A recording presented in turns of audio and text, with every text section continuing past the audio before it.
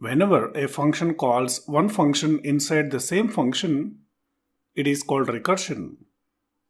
For example, there is a function called ABC, and you are calling that function inside the same function definition, so that is called recursion technique. For example, in mathematics, I would like to find out factorial of a number.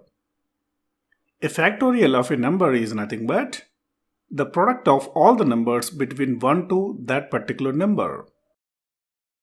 Let's say factorial of 5 equal to 5 into 4 into 3 into 2 into 1. So you need to multiply all the numbers between 1 to 5 to find out the factorial of 5. For this kind of cases, you will use recursion. Let me get that example. So let me create a file called recursion.js. For example, we have a function called factorial, and in this function we are receiving a number, and then you are checking that number. If that number equal to 1, then the factorial of 1 equal to 1 itself, so we will return the same as it is. But in case if the n value is greater than 1, let's say 2 or more, then I would like to return the factorial of the same number minus 1 multiplied with that number. For example, n value is 5, so n equal to 1 condition is false, so we will come to the else case. In this case, we are trying to return the value of factorial of n minus 1 into n, that is 5 minus 1, that is 4. So we will call the same function, that is factorial, and supply the argument of 4, and that is multiplied with 5. So in order to calculate the factorial of 4, the same function gets called once again, and in this case n equal to 4. Then 4 equal to 1 condition is false, so it comes to the same return statement once again, but this time n equal to 4. So 4 factorial equal to factorial of 4 minus 1, that is 3, into 4. So to calculate factorial of 3, once again we will call the same function.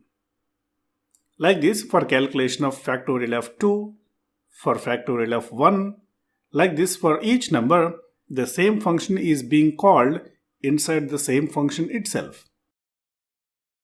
So technically, whenever a function calls itself, it is called recursion. So we are getting that output of factorial of 5. You can supply any other value, whatever you wish. So we are getting the factorial of 5, that is 120. This is one of the regular use cases of recursion to find out the factorial of n.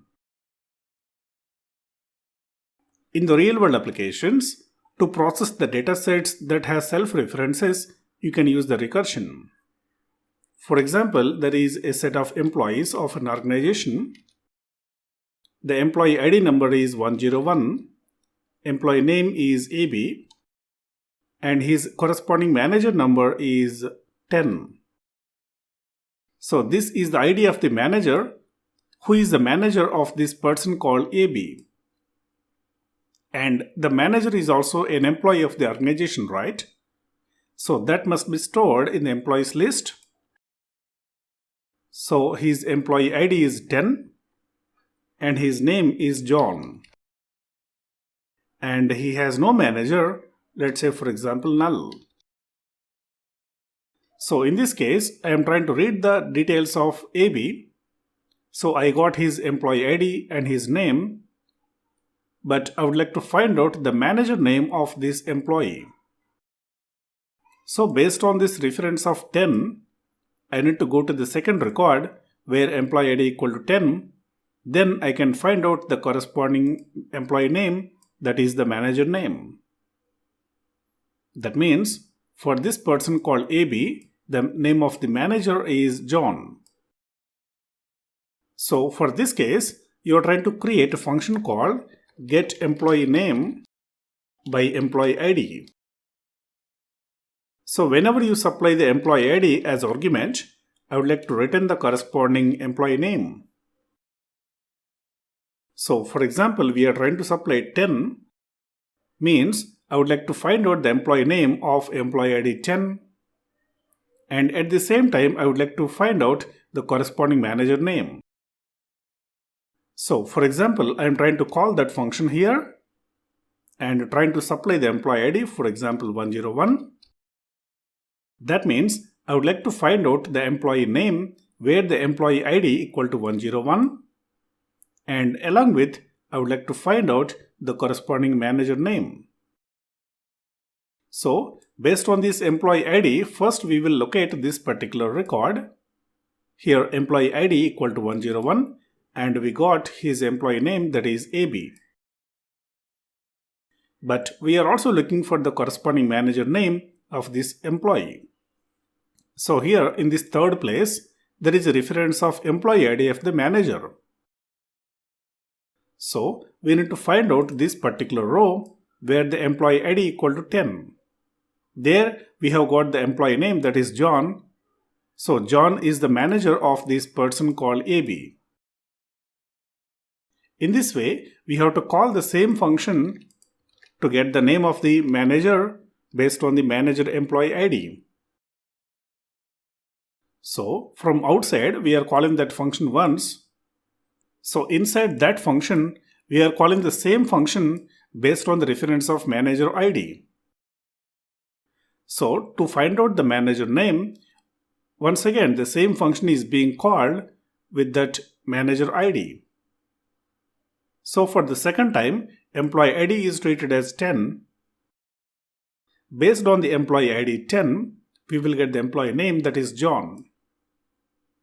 Like this, whenever there is a data that is self-referencing, we can use the recursion technique, but you can practically implement this technique only when you know array of objects.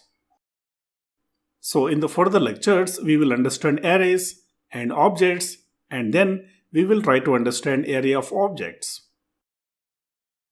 Of course, in the real-world applications, it is very rare to implement this kind of recursion, but this is one good scenario where the recursion technique can fit. This is all about recursion in JavaScript.